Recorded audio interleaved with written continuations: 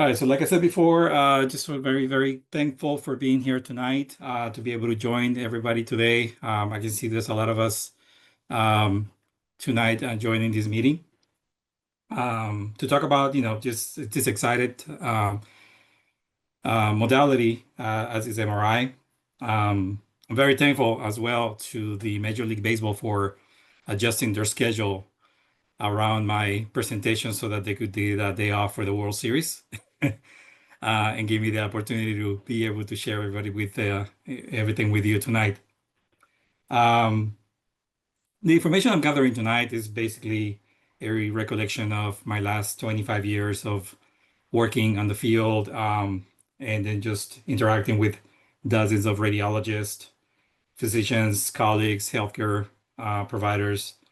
I'm hoping that this information comes of any value to any one of you, regardless of what part of your field are you're in, whether you're starting the field and you are doing the introduction to the field, or you are thinking of exploring to other modalities, um, or it's an experienced technologist who's looking at a different perspective, a different view from another colleague. I by no means not a teacher, or not don't have any teaching credentials. Everything that I'm going to be sharing tonight is basically just a vision and experiences gathered throughout the years of my experience. So tonight we're going to briefly get a crash course on MRI. We're going to be discussing um, the science of MRI, how it slowly evolved through the decades, um, how it stands out from other modalities. We are very different. MRI is very, very unique to other modalities in radiology. We'll talk a little bit about the components of the equipment and what involves to be able to install or to operate an MRI, stuff that many of you don't see when you're passing by the departments. Um, and then we'll move over through discuss common applications. What do we use MRI for currently? And and then the very important part that we want to discuss tonight is definitely talk about safety. That's a major point in MRI, as we will learn tonight, as I share some information about safety and MRI safety practices. And then we'll finish up with just sharing a few, what's entails in the future for MRI, what's coming up. Obviously, the the modality has been along for the last 50 years, but there's more to come. So very exciting modality, and there's a lot to explore for the future. So we'll begin a little bit of history. Um, the science of MRI basically began back in the 1940s, where um, it was really named as nuclear magnetic resonance, and this was a back in 1938 where Isidore Isaac Rabi won the Nobel Prize by 1944 for his discovery of the nuclear magnetic resonance, which is the base of magnetic resonance today. Um, Then, by the 1950s, as the development came up, other discoveries that kind of shared this innovation, the discovery of spin echoes and free induction decay were first detected by Erwin Hahn. Um, and In 1952, it was the first. He produced the first dimensional nuclear medicine spectrum as reported in the Harvard PhD thesis. Um,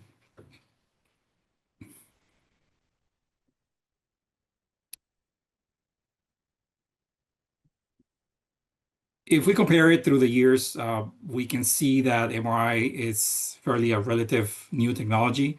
If we can go back and compare it with um, X-ray, for example, where it has been 130 years for X-ray, invention. So 50 years, it's very, very short time for this technology. We are still pretty much compared in the developing stages. As we move forward, this magnetic resonance was developed, through knowledge from different technologies as we had the information. Now, to understand MRI, we go back to the 1940s, where um, there was nuclear medicine. We knew there was resonance. We knew there was a resonance, and there was some technology with that. But most of it was basically um, developed through graphs, right? Basically, it was just graphs. There was no way of translating that information into an image. So the initial steps of magnetic resonance was basically just it was very widely used in agriculture. Um, it was not until the later years of the 1960s, 1970s, where this technology kind of evolved and began to be able to be translated into imaging. Now, it wasn't until the early 70s where this imaging took life. Um, the transition um, change, by this gentleman here, Raymond Demagian, in 1972. Um, this he began in the early 70s. He was a researcher, and he was recognized because he was able to correlate or kind of combine the potential of nuclear medicine, magnetic resonance for imaging the human body. He did some early experimental testing on animals, where he by made the discovery that he was able to differentiate um, the cancer or malignant cells versus normal cells in these experiments.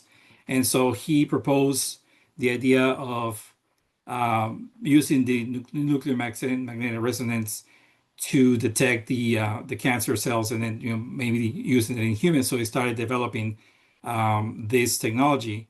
Obviously, it was a groundbreaking discovery um, for that time. So we give a lot of credit to this Raymond Damagian for being able to get that going back in the 1970s. So now we're going to start by I wanted to get this out of the way early in the presentation, just because this is where we get to the physics of it, and obviously, I hope that this is the time for the stand up and stretch, and I don't want to do this to the end of the presentation because I don't want everybody to fall asleep.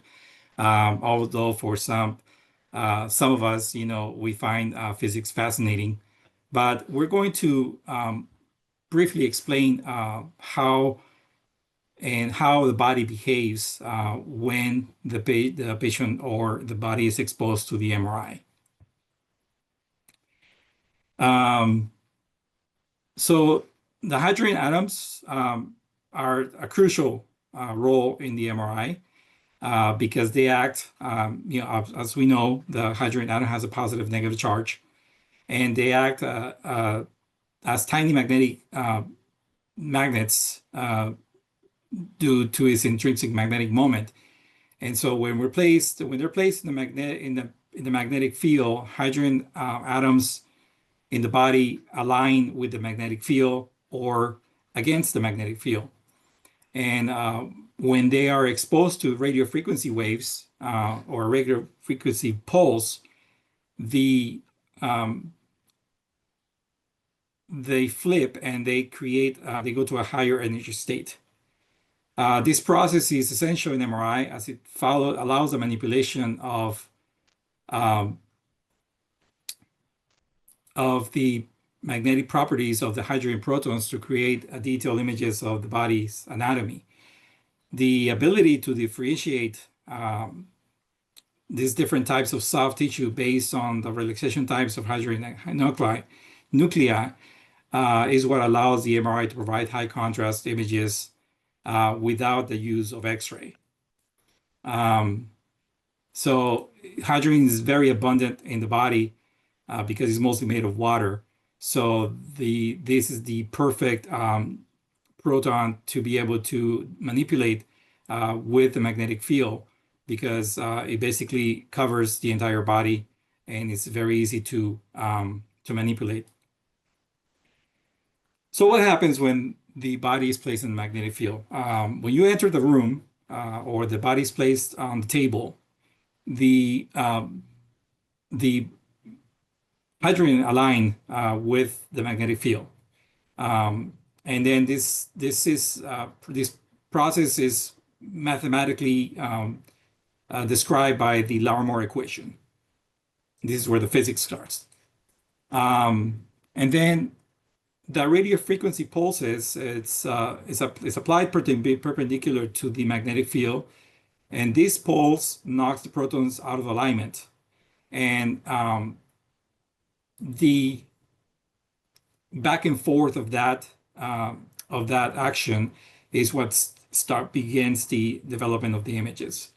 So the flipping of the protons excites the protons, causes them to flip from the lower energy state to a higher energy state.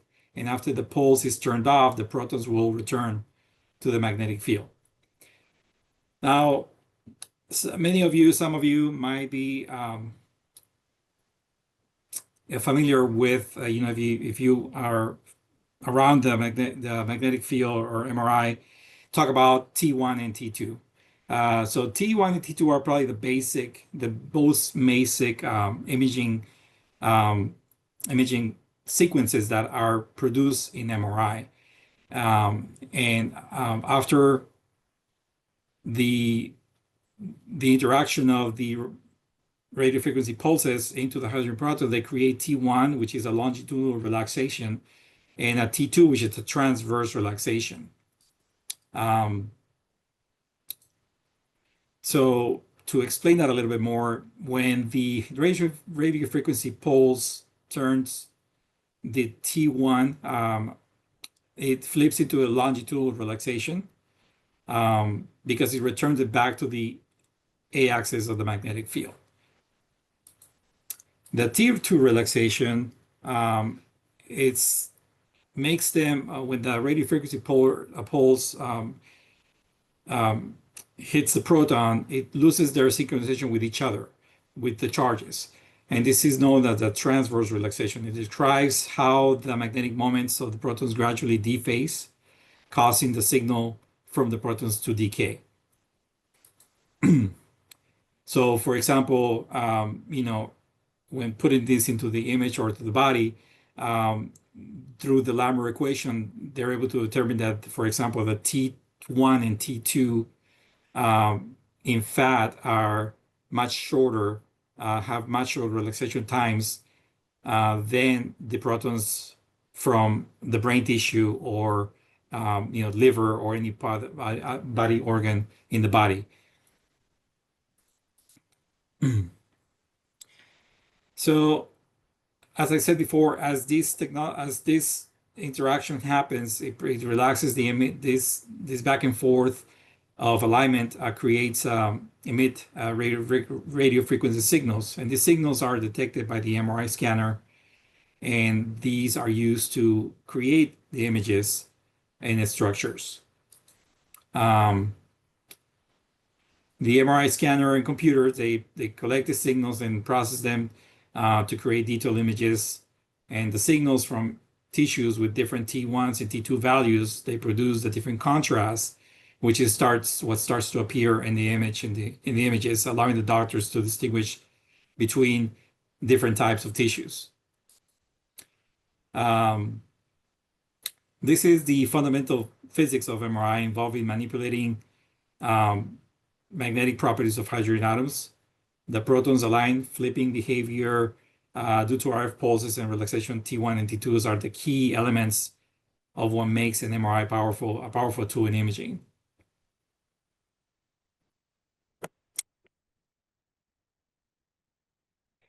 So now we're going to go over and talk about how is MRI different from the other modalities. Obviously, a lot of differences.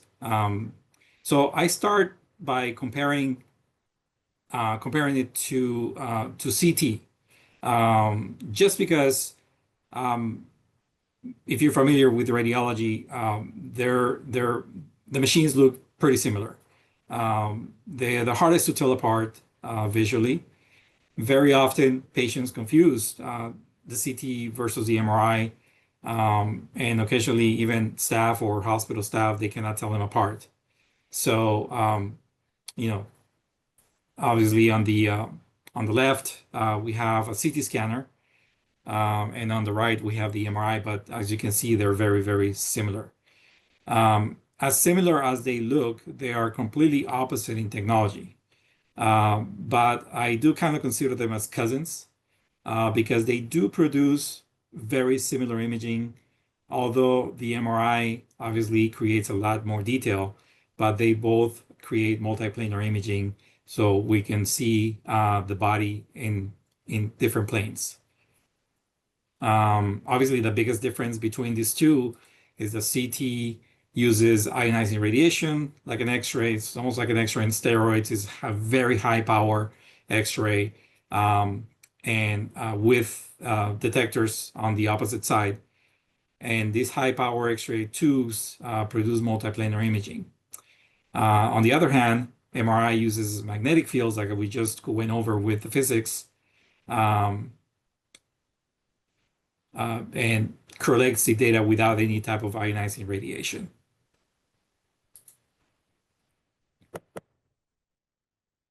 Moving forward to the rest of radiology, well, you know, X-rays obviously are the base of our field, and they also use ionizing radiation by using an X-ray tube. Very basic. They produce great imaging, mostly two-dimensional. Um, And you know, this is produced again very similar to CT when high energy electrons collide with metal target, usually tungsten, in the tube, and they produce X-ray photons. And these photons can then pass through the body and are captured on a film or digital sensors, creating images that reveal the internal structures of the body.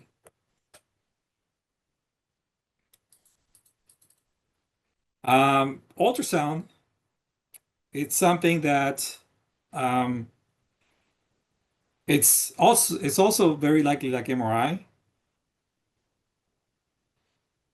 and it doesn't use ionizing radiation. It uses ultrasound waves um, to create real-time images. It's a dynamic scan, and they create pictures or videos of the internal organs or soft tissues such as blood vessels.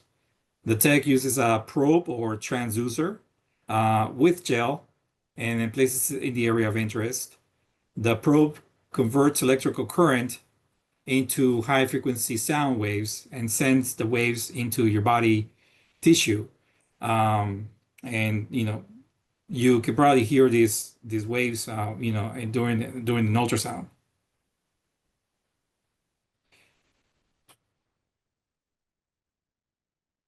Um, and then we have nuclear medicine. Nuclear medicine actually is kind of the opposite of you know, both X-ray and CT, where the patient becomes the source of radiation.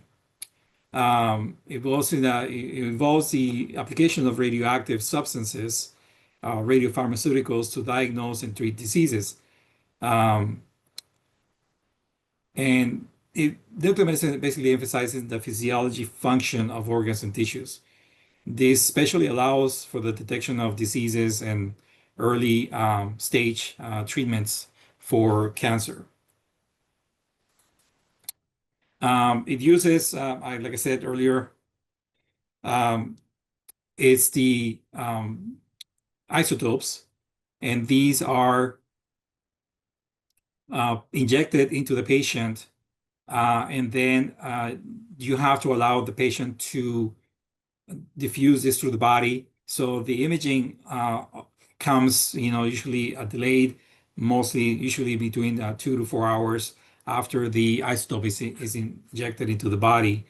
And then the patient comes back, and that's when the imaging occurs. And that's where the person or the patient is the one that becomes the source of the radiation. And like I said, it's a very, very useful tool in the imaging world, and for healthcare providers to be able to mainly treat and stage cancer and other malignancies.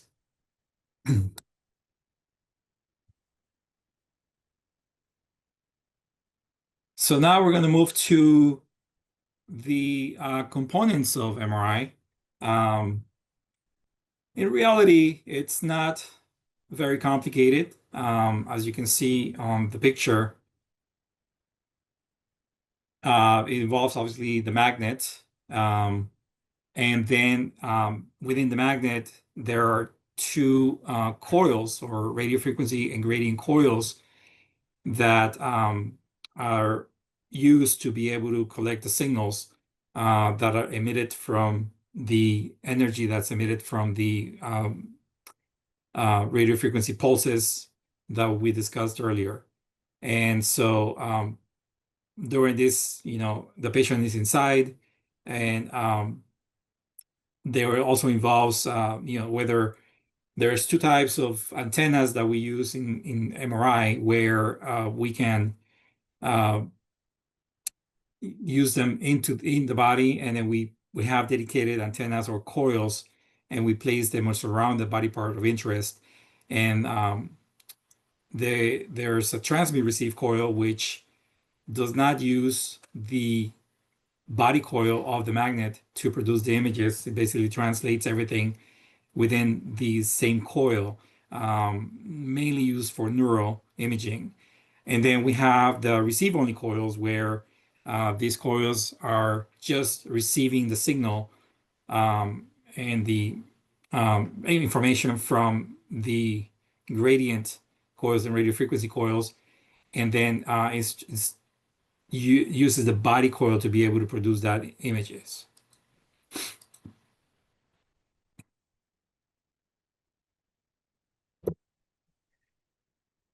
So I put this picture because we do get many patients very often, and you might think, if you are involved with MRI, or if you're familiar with MRI, they seem very scary, right? That people are claustrophobic and things like that. But I want to, they many patients actually always say they prefer to have a CT scan, right?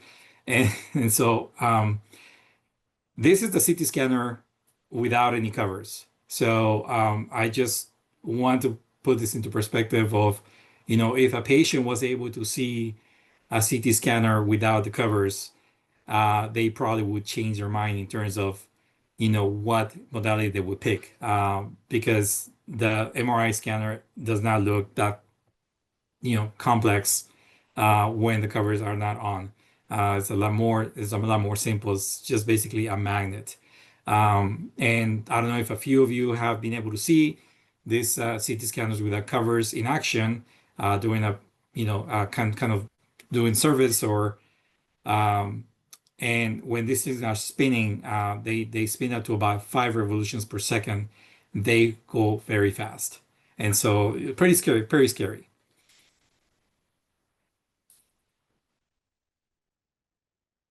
So some supporting components that you probably don't see in MRI that are very important are the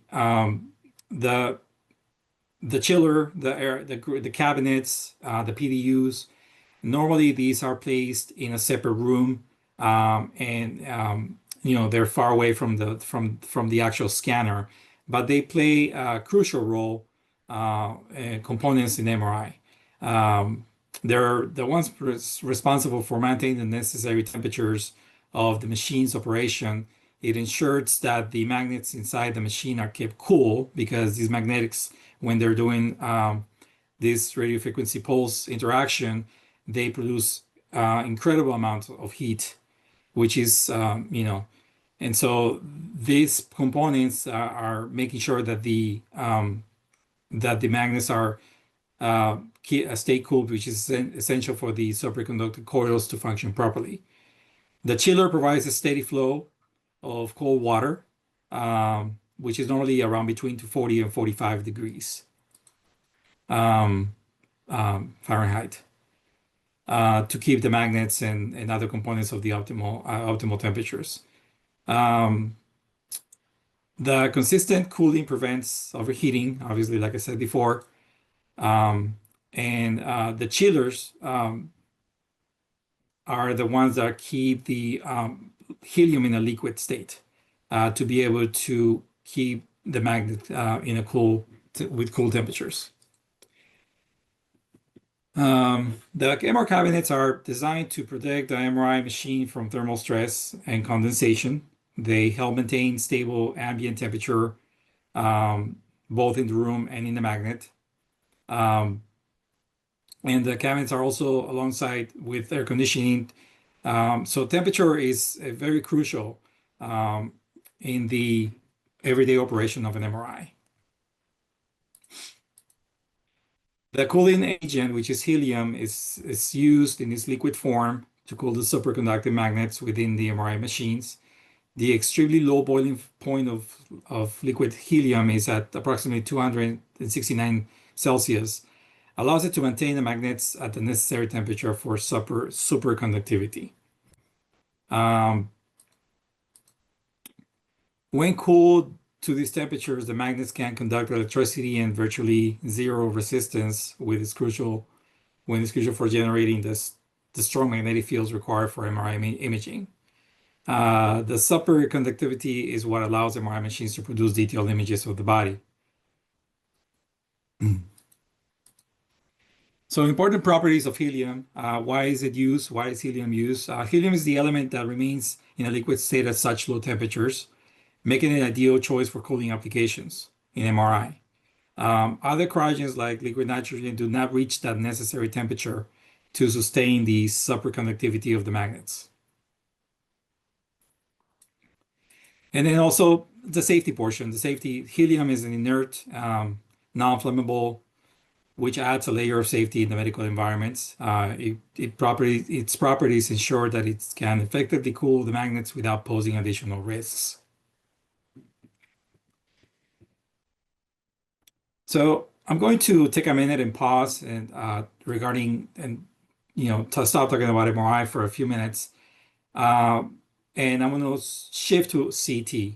And the reason why it's because I think CT has played an important role in or indirect role in the development of MRI.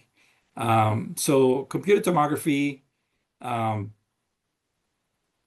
was also a technology that started evolving in the 1970s, very hand in hand with MRI. Both technologies were there was a lot of smart people um, put in a lot of effort to try to evolve these technologies. So they kind of both grow through the 1970s and 1980s. Um, so and the major breakthrough of for MRI and CT in the 1970s was the uh, invention of the computer and be able to use a computer to extract data and translate data into images. Um, So through the 80s, 70s, and 80s, there was really not much change. There was very few changes in both in CT and MRI. Um, Obviously, we have generations of CT didn't really evolve until the late 80s and early 90s. So I see on the left here, you can see one of the basic MRI CT scans of the 70s. You can see very primitive look. Um, and as we transition to the right, you can see on the right we have state-of-the-art CT scanners. We are very very small, very compact, very patient friendly. Um, there were generations, through the years of CT, starting with the first and up to the fifth generation, which we are right now. Um, and through these generations, something um, important was created uh, in CT, which was the development of multi-detector scanning. So multi-detector scanning in CT was the ability to be able to make the scans faster and collect more data in one rotation. So the one of the original CT scanners um, were had a single rotation, had a single detector. So a routine brain in CT brain back in the 1980s and even the 90s took about 25 to 30 minutes. And so the breakthrough of multi-detectors technology, spiral CT, that's what evolved CT to a new level. And obviously, once they caught on that technology, this is where CT started to kind of get apart from the from MRI, and most of the attention started to be focused on CT from this point. Through the years, like I said, back to the 90s, early 2000s, there was a explosion of technology um, in CT, where manufacturers just began to just evolve the technology.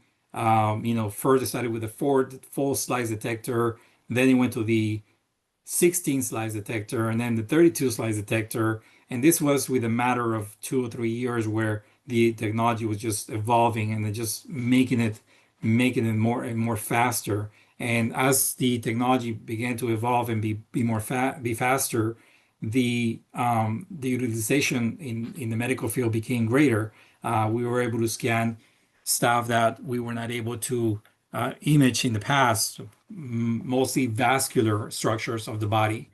Um, but it just became, such a, it's almost compare it to the development of the iPhone, where the iPhone, the generations just became, like, one, two, three, four, we're in 16 now. And by the time, you got your, iPhone 15, the iPhone 16 was already pretty much ready to be launched in the market. So that same thing happened in CT scan. You know, you will buy a 32 detector scanner, and then the 64 was available already.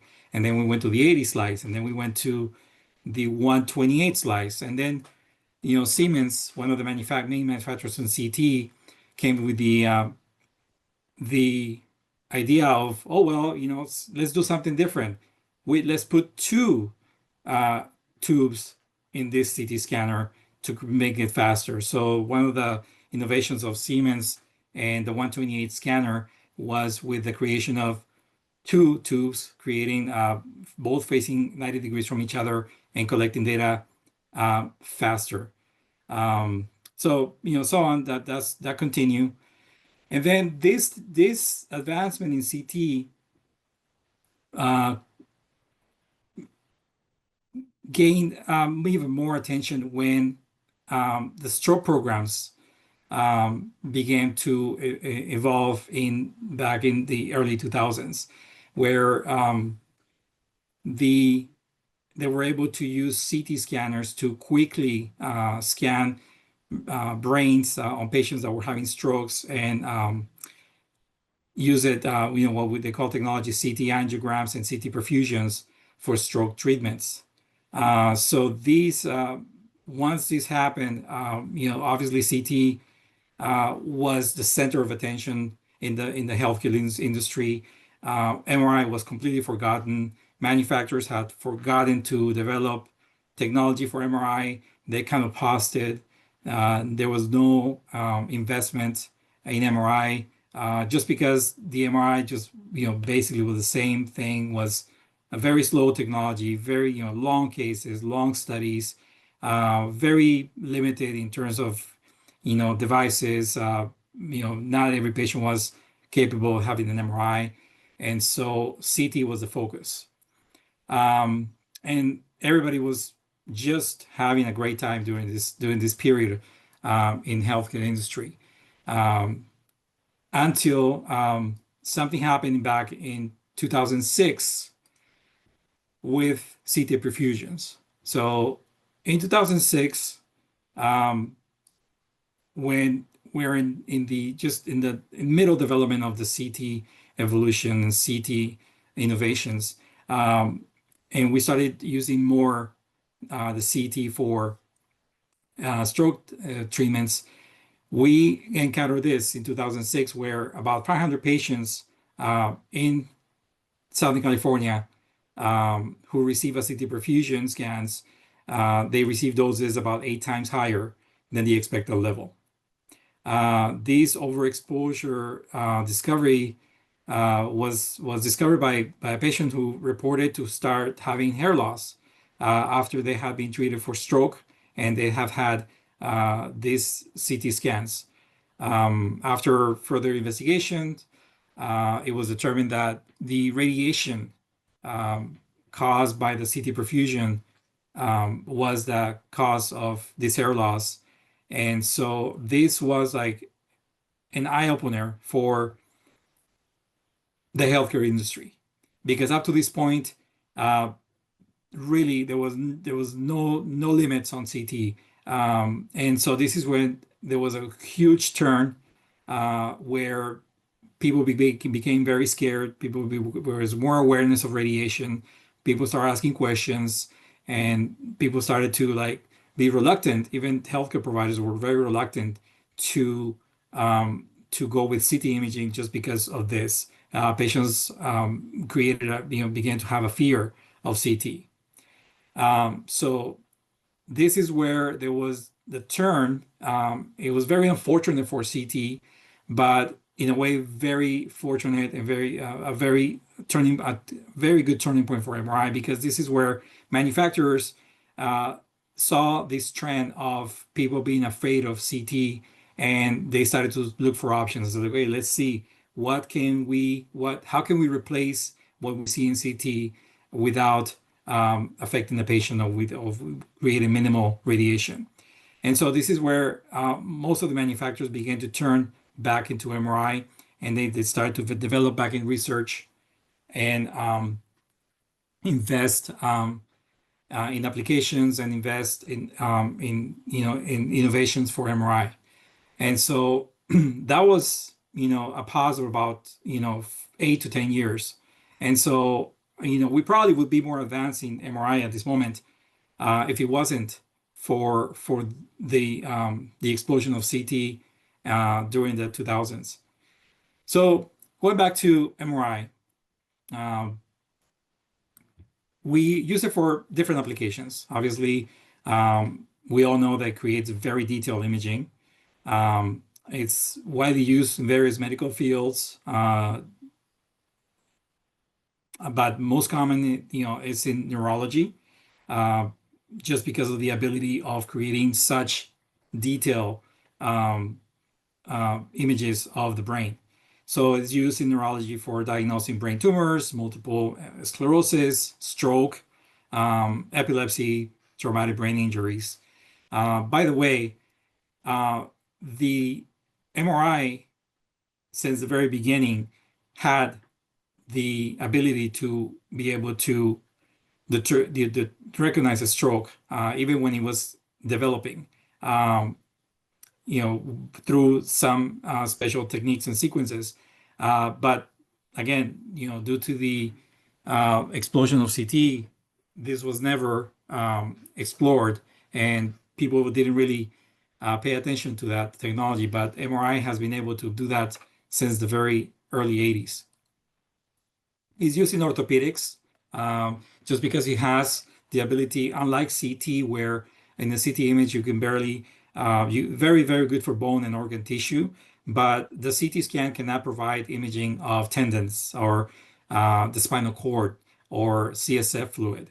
And so it's very often used in orthopedics, just because we are able to recognize injuries from tears, spinal cord issues, congenital heart defects.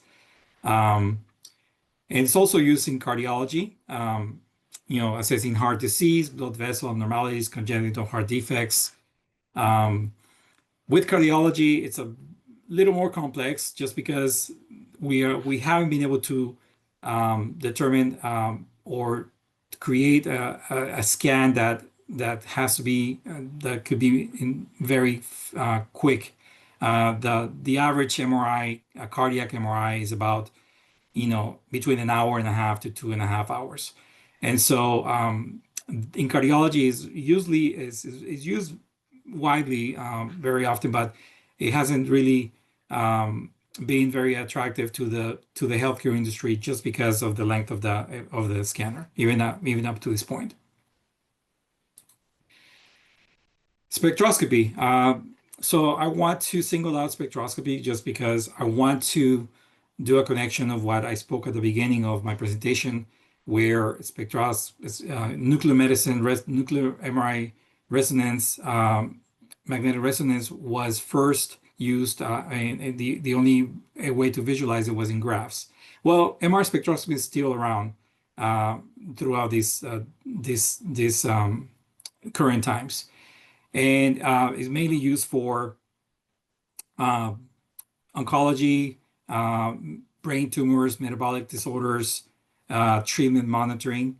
MRI is particularly valuable in the evaluation of brain tumors, helping to differentiate between tumor types, malignant tissue versus benign tissue, metabolic disorders as well. And it's also used for treatment monitoring. Patients that come, they have procedures, they have radiation therapy, they have radiation, and they come back and to check the progress of these tumors. And as you can see on the picture, it is portrayed in graphs. So the radiologist uses both a combination of imaging and also graphs to be able to read and dictate and interpret these findings in MRI. So now we're going to go to one very important topic, which is safety.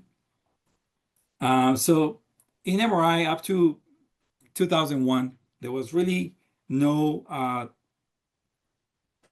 restrictions, no guidelines, no structured guidelines in terms of MRI safety. Each facility had the freedom to decide what safety measures they would do during this time.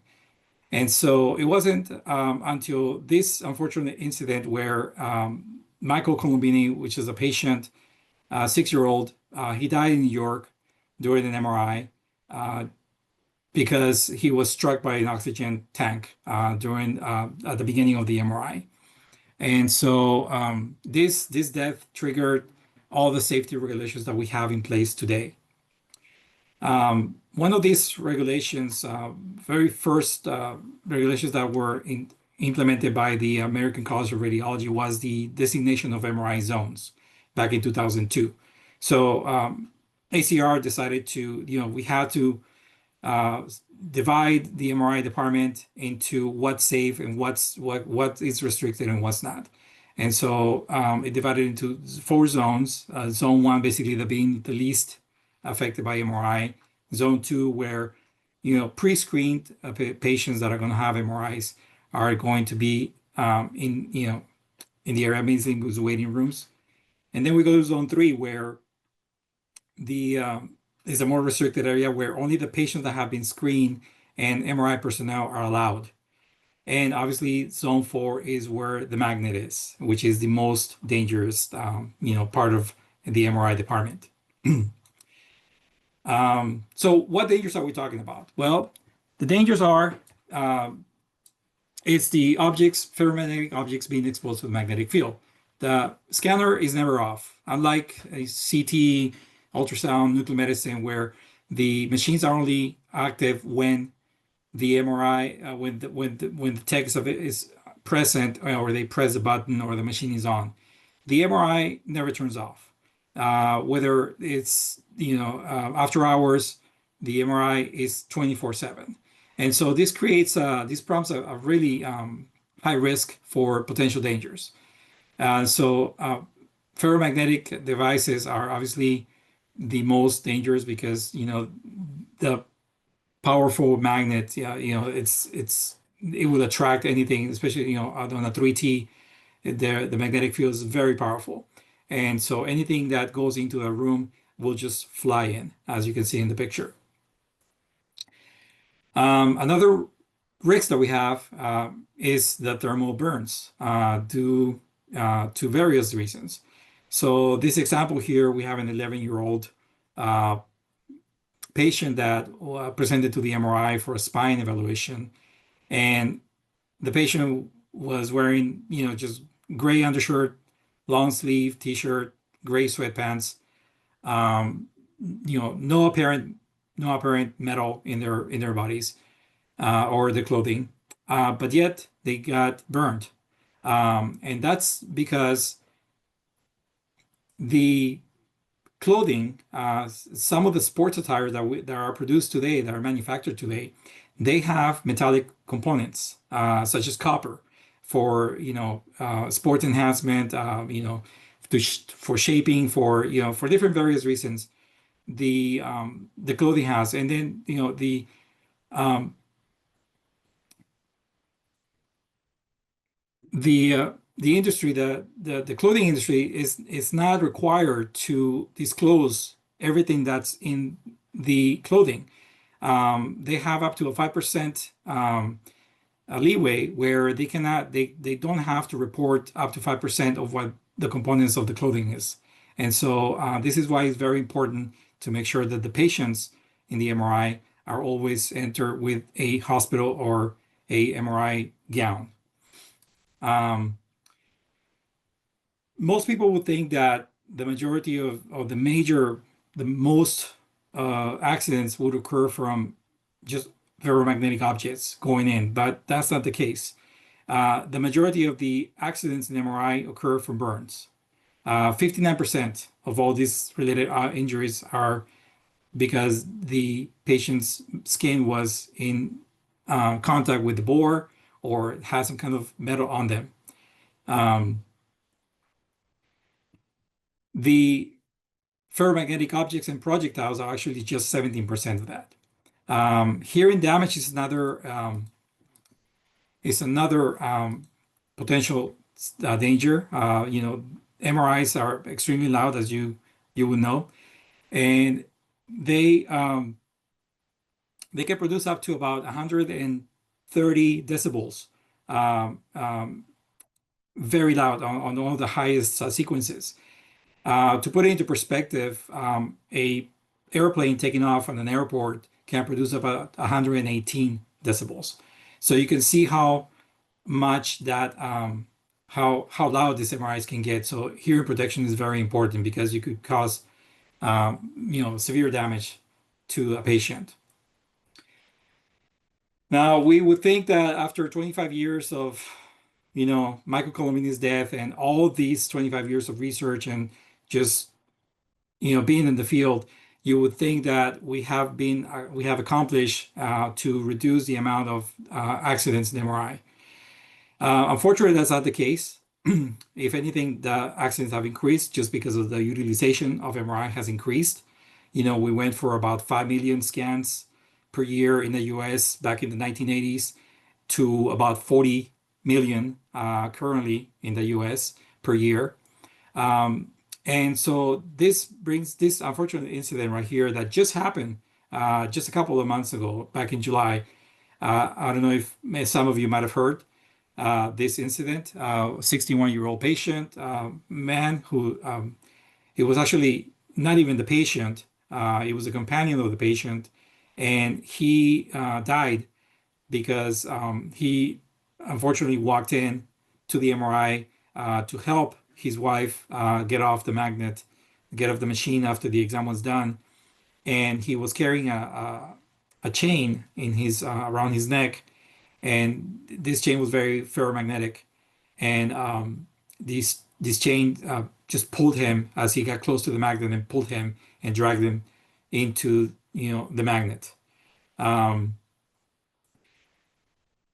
this could have been a very preventable incident. I think that the major cause here was a lack of education.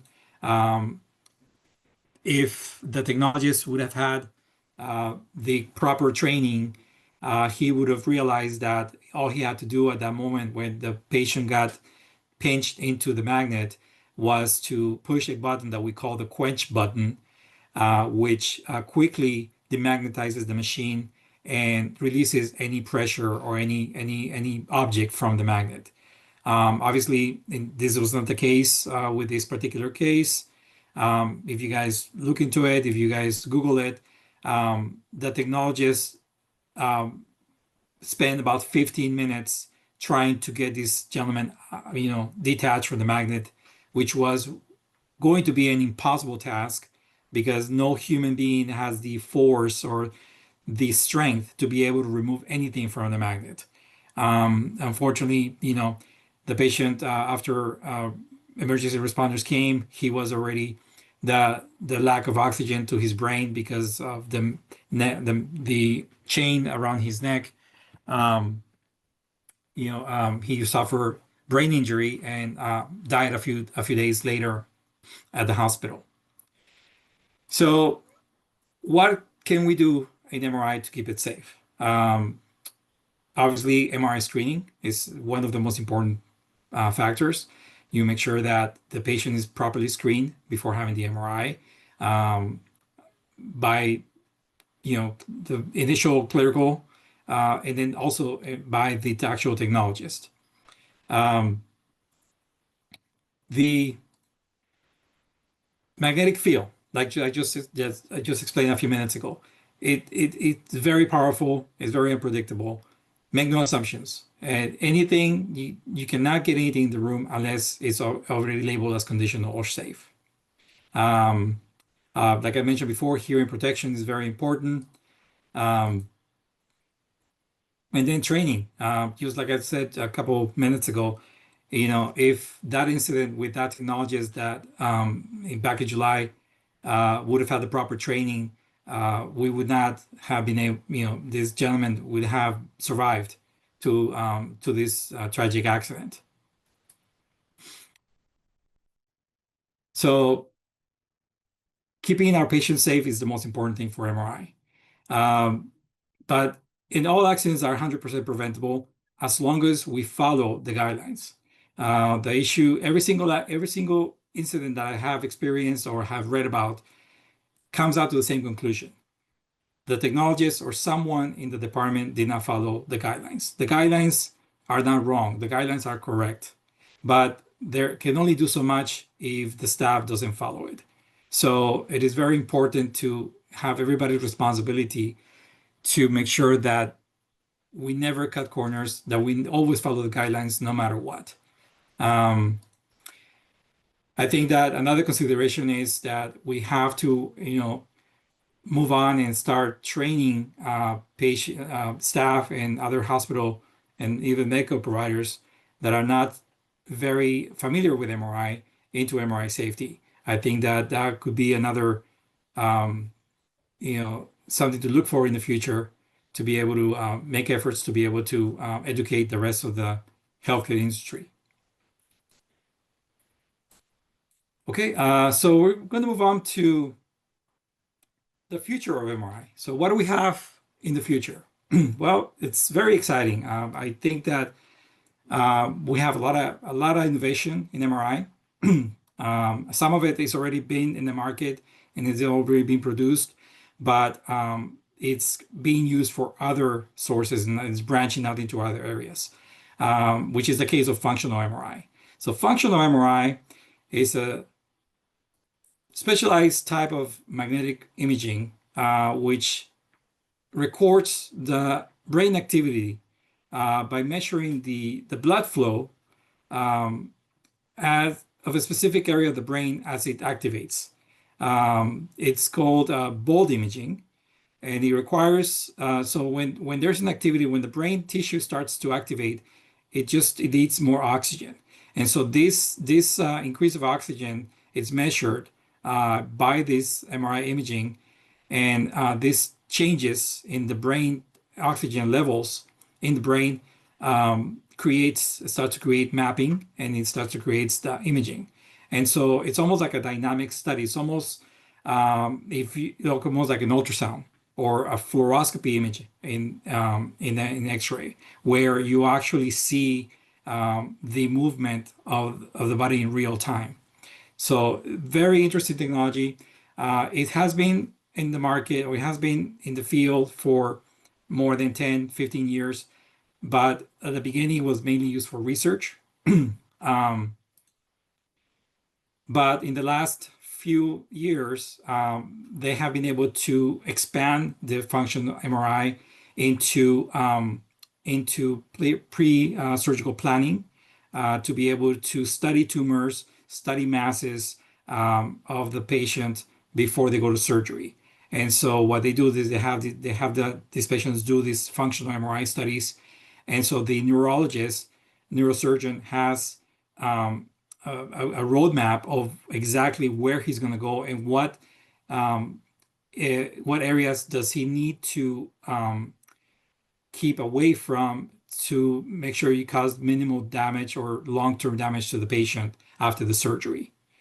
Um, so it's a very innovative study, still in the research developing purpose steps right now, and very promising in terms of especially because they're making the exams a lot shorter and a lot more practical for any facility to be able to practice and do them.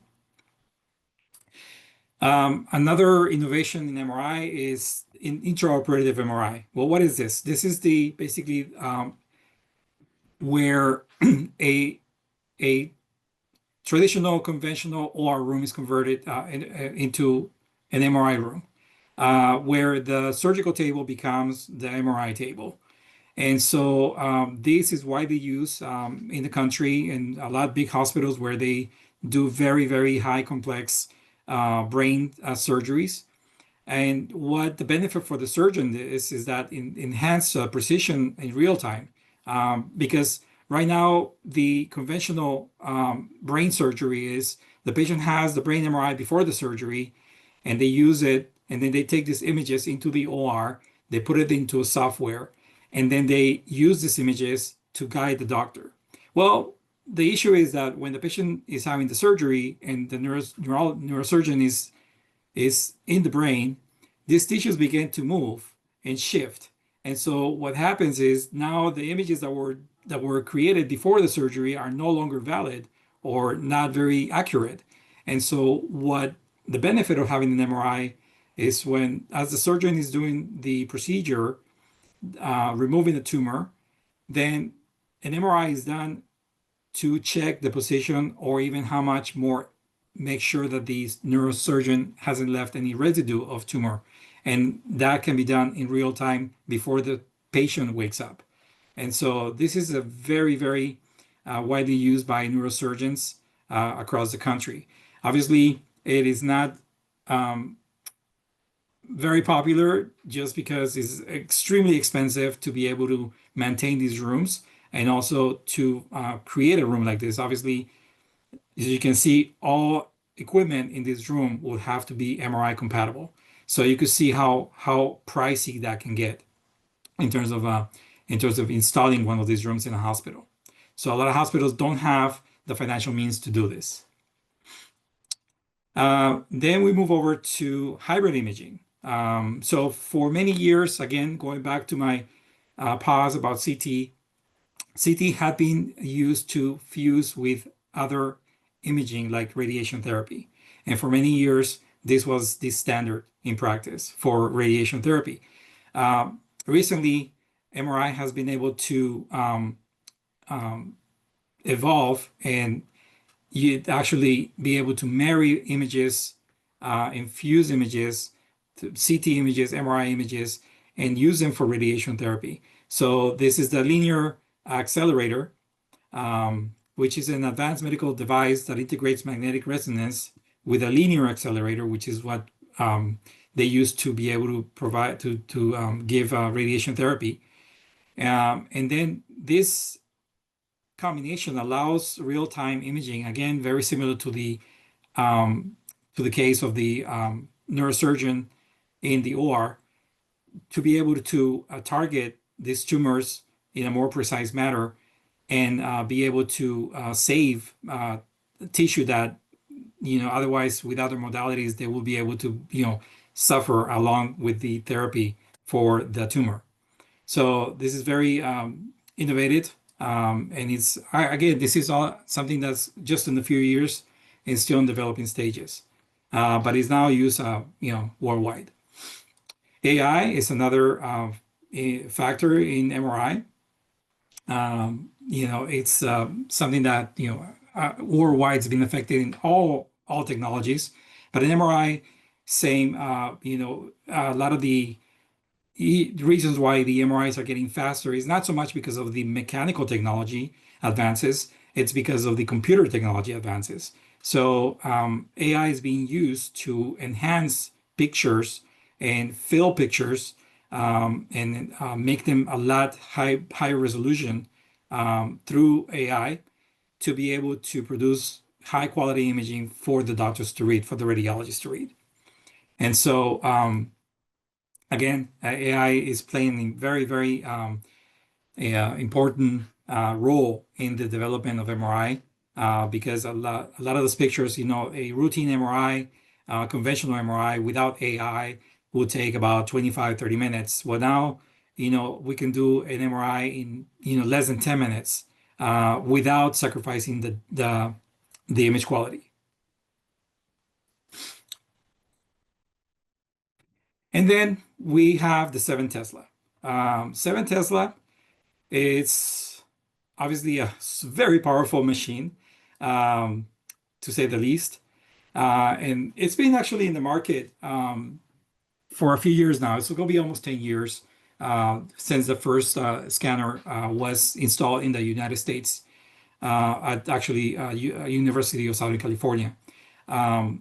But again, for many of these years, this magnet was used for research, mainly to see and discover what the potentials of this technology would do. Obviously, it was very obvious that it was going to give higher resolution, but where can we apply this? And so they spent a few years developing this technology. You probably haven't heard of it much, just because it is kind of going backwards in MRI. As you can see on the picture, the look of the MRI is actually very enclosing. So it is not very welcoming to claustrophobic patients because the opening, it's actually going back to the traditional conventional opening of 50 centimeters. And it's very long, which is how all conventional magnets used to be. And so it is not very welcomed by patients. A lot of patients don't really like this technology. The doctors likes it. Everybody else likes it just because of the type of imaging that they produce. But we're still trying to overcome that hurdle of trying to make it more appealing to the patients. And obviously, there's a safety factor as well because a lot of devices that are now in the market, whether it's pacemakers, side neurism clips, electronic devices, stimulators, they're all rated for 1.5 or 3. None of them have been rated for a 7 Tesla. And so nothing has been tested for this type of force. And so there's obviously a huge population in healthcare patients that will not be able to qualify to have this magnet because, so again, it was an advancement, but it's still in developing stages because we kind of went backwards on the technology. And so, but I'm very hopeful that, once we overcome this hurdle, CT 7 Teslas, maybe in about 10 years, it will be a breakthrough and be utilized more in the clinical uh, aspects of MRI. So I totally apologize. I know we went over the time. I thank everybody who have stayed, and I completely apologize for going over. But so, what are the takeaways of this? Um, Basically, it's to recognize the importance of MRI in healthcare. That's one. How much MRI has impacted healthcare throughout the years. And obviously, a safety pact. We have to consider the safety factors of MRI. Again, this is not go on the shoulders of MRI technologists alone. I think it's everybody in healthcare and everybody in radiology have to take the responsibility to make sure that our patients are safe and that to decrease the amount of accidents that occur in MRI. And again, it's all about the patient. I think that whether you're coming into the field and it doesn't really apply to MRI, it applies to any of the field. I've talked to many students, many interns, colleagues, and we have conversations about AI and how, oh my God, AI is going to be took over. I'm not going to no longer have a job. A lot of new technologies are coming into the field with the fear that AI is going to take over and there's no jobs in the future, foreseen future. My answer to that is that AI it's incredibly uh, beneficial for the healthcare industry. I think it's making a lot of breakthroughs, but nothing in AI will replace the human being care that we give to a patient. I think that AI does not have the capability of empathy, compassion, being able to um, listen to our patients, to be able to treat them, to be able to be with them, to be able to overcome their fears when it comes to an MRI. I think that it's not going to get replaced. So as long as you come into the field, as long as you come into this field, whether, and like I said, it does not apply only to MRI, it applies all over radiology. As long as you come into the field for the right reasons, which is the patient, and your focus should always be the patient, I think that there is no fear of any AI taking any of our jobs.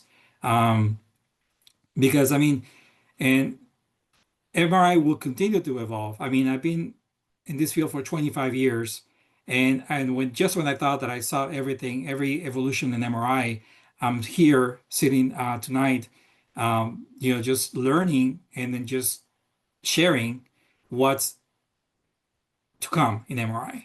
And so I do believe that there's more to our field coming in. But again, as long as you keep that patient focus in mind, and that is the most important part of our field, to be able to be a advocate for our patients. I think that the qualities of an MRI tech, have good communication skills, have empathy.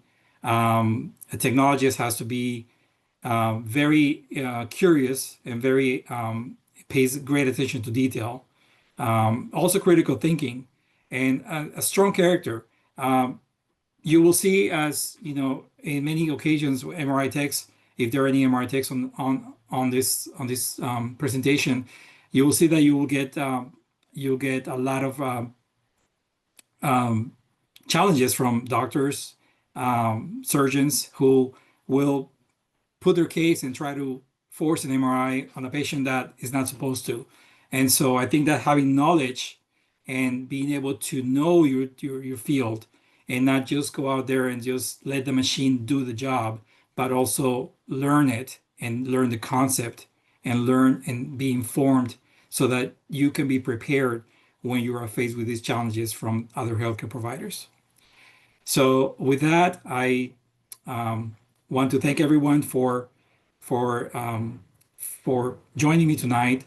I truly apologize for the beginning technical issues, but I do hope that everyone took any value of this and they can use it moving forward as you explore and you go through journeys in MRI and radiology.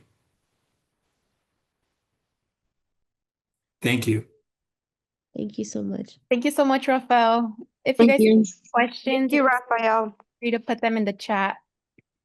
And for tests, there's a link in the chat so you guys can fill out to get your CEU. Okay. Yeah, feel free to have any questions if you have any questions. Otherwise, I really appreciate you spending the time and joining me tonight. I hope that this was very, interesting. And, I want to encourage everyone to don't stop, um, you know, after you're done with your school, after you're done, even when you start working, just continue educating yourself in the field and become a professional so that we as a group can be respected in the healthcare industry. Thank you.